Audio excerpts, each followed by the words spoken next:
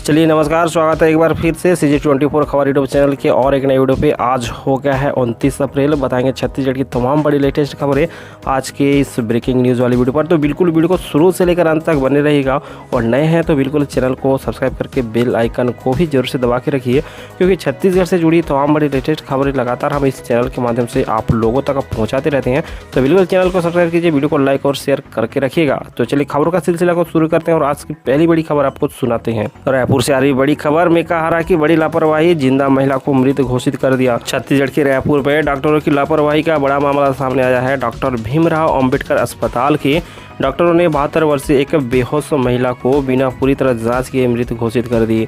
परिजन जब महिला को चिता पर लटा रहे थे तब शरीर में हुई हरकत ने उसे जिंदा होने का पता चला।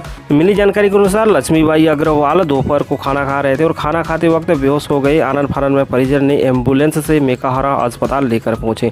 वहीं मेकाहारा के अस्पतालों ने ऊपरी तौर पर ही उनको देखा और मृत घोषित कर दिया। साथ में गए सभी लोग बेहद दुखी थे। वहीं उनकी पोती ने शमशान लेकर पहुंचे। वहां चिता पर लिटाते समय लोगों ने उनके शरीर में हरकत महसूस हुई।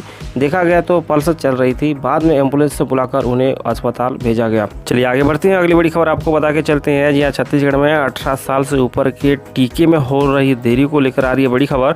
छत्तीसगढ़ में 1 मई से प्रस्तावित कोरोना टीकाकरण का तीसरा चरण समय पर शुरू नहीं होने की खबर बताई जा रही है। वैक्सीनेशन के उत्पादक भारत बायोटेक ने सरकार को बताया कि कंपनी जुलाई के अंतिम सप्ताह से पहले उनको टीका नहीं दे पाएगी। उधर कोविडशील्ड की उत्पादक सीरम इंस्टीट्यूट से भी सरकार को अभी कोई जवाब नहीं मिला है।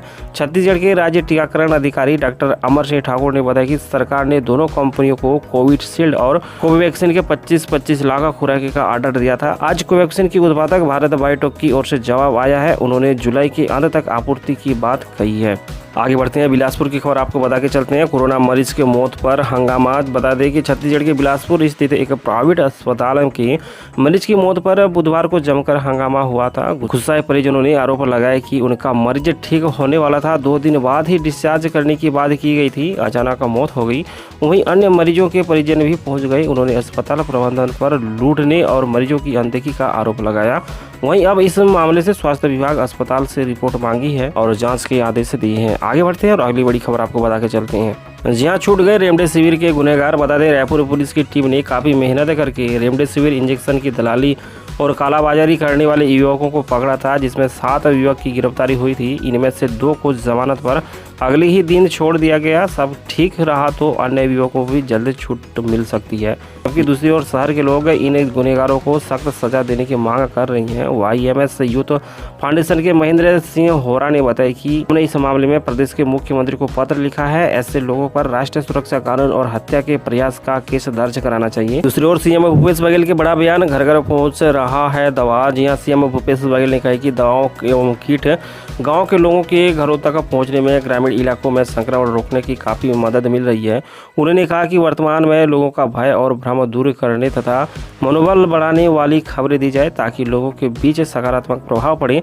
CM ने कहा कि कोरोना के लड़ाई से फंड की कोई कमी नहीं होगी। CM भूपेश बघेल लगातार राजधानी में मीडिया प्रमुखों से चर्चा के दौरान यह बातें कही। उन्होंने बताया कि कोविड वैक्सीनेशन के मामले में छत्तीसगढ़ देश के कई विकसित राज्यों को पीछे छोड़ चुका है। बढ़ते हैं, अगली बड़ी खबर सुनाते हैं। दुर्ग अस्पताल में नए अधिकारियों की नियुक्ति। छत्तीसगढ़ के दुर्ग जिले के कोविड अस्पताल के लिए नोडल अधिकारी की नियुक्ति कर दी गई है। निजी अस्पताल में कोविड मरीजों के इलाज के लिए निर्धारित दर से अधिक लेने संबंधित शिकायतें सीधे नोडल अधिकारियों को की जा सकती है। जिला प्रशासन दुर्ग ने प्राइवेट अस्पतालों में कोविड मरीजों की इलाज के लिए शासन द्वारा निर्धारित दर से अधिक लेने संबंधित शिकायत और शासकीय सुविधा उपलब्ध कराए जाने के समन्वय और निगरानी के लिए इन नोडल अधिकारियों के संपर्क किया जा सकता है। बढ़ते हैं, भाटापारा से आ रही खबर आपको बता के चलते हैं। लॉकडाउन के बीच ग्रामीण अर्थव्यवस्था मजबूत है। कोरोना संक्रमण के बढ़ते प्रभाव और लॉकडाउन के बीच गरीब ग्रामीणों को रोजगार मुहैया कराने की बड़ी चुनौती है, पर इस लॉकडाउन संकट के बीच ग्रामीण अर्थव्यवस्था को महात्मा गांधी राष्ट्रीय ग्रामीण रोजगार गारंटी योजना के माध्यम से मजबूती प्रदान की जा रही है। पूरे राज्य में महात्मा गांधी राष्ट्रीय ग्रामीण रोजगार गारंटी योजना के माध्यम से ग्रामीण स्तर पर गरीब और आर्थिक रूप से कमजोर परिवारों के लिए रोजगार उपलब्ध कराने को प्रमुख साधन बनाया गया है। 1 मई से शुरू होने वाले 18 से ऊपर वालों को वैक्सीनेशन के संबंध में प्रधानमंत्री नरेंद्र मोदी को पत्र लिखा गया है। 1 मई से 18 वर्ष से अधिक आयु के सभी लोगों को वैक्सीन लगाने के लिए केंद्र द्वारा बनाई गई कार्य योजना और उनकी व्यावहारिक अमल की पद्धति से राज्यों को अवगत कराया जाए। साथ ही सभी राज्यों के वैक्सीन आवंटन, जनसंख्या तथा पॉजिटिव रेशियो, एक्टिव रेशियो कार्य किया जाए ताकि देश के सभी राज्यों में एक साथ वैक्सीनेशन हो सके। वहीं दूसरी आ रही बड़ी खबर, 4 मई से हवाई यात्रा हुआ सख्त। बता दें कि छत्तीसगढ़ में हवाई यात्रियों के लिए 72 घंटे पहले कोरोना का RT-PCR टेस्ट रिपोर्ट कराना अनिवार्य कर दिया गया है। अगर कोई यात्री ऐसा नहीं करता है तो उसे प्रदेश में प्रवेश की इजाज़त नहीं होगी। सुरक्षा कर्मी ऐसे यात्रियों को हवाई अड्डे से बाहर निकलने ही नहीं देंगे। अभी तक ऐसे लोगों का वहीं एंटीजन टेस्ट हो रहा था। सामान्य प्रशासन विभाग ने हवाई यात्रियों को कोरोना जाँच के लिए 23 अप्रैल को जारी आदेश में संशोधन कर दिया है। नए आदेश के मुताबिक हवाई जहाज से छत्तीसगढ़ में आने वाले सभी यात्रियों को 72 घंटे के भीतर कराई गई कोरोना की नेगेटिविटी यानी कि RT-PCR जांच अनिवार्य होगी। रिपोर्ट नेगेटिव आने पर ही राज्य में प्रवेश की अनुमति प्रदान की जाएगी। चलिए आगे बढ़ते हैं और छत्तीसगढ़ की लेटेस्ट कोरोना अपडेट हम आप लोगों को बता के चलेंगे। अब तक के प्राप्त आंकड़ों के अनुसार 14,893 नए मरीज मिले हैं। वहीं 246 संक्रमितों की इलाज के दौरान मौत होने की खबर बताई जा रही है। राज्य में एक दिन में कोरोना से हुई मौत में यह सबसे अधिक बताया जा रहा है। बता दें कि इससे पहले 226 लोगों की मौत हुई थी। सबसे अधिक मौतें रायपुर, बिलासपुर, दुर्ग में हुई।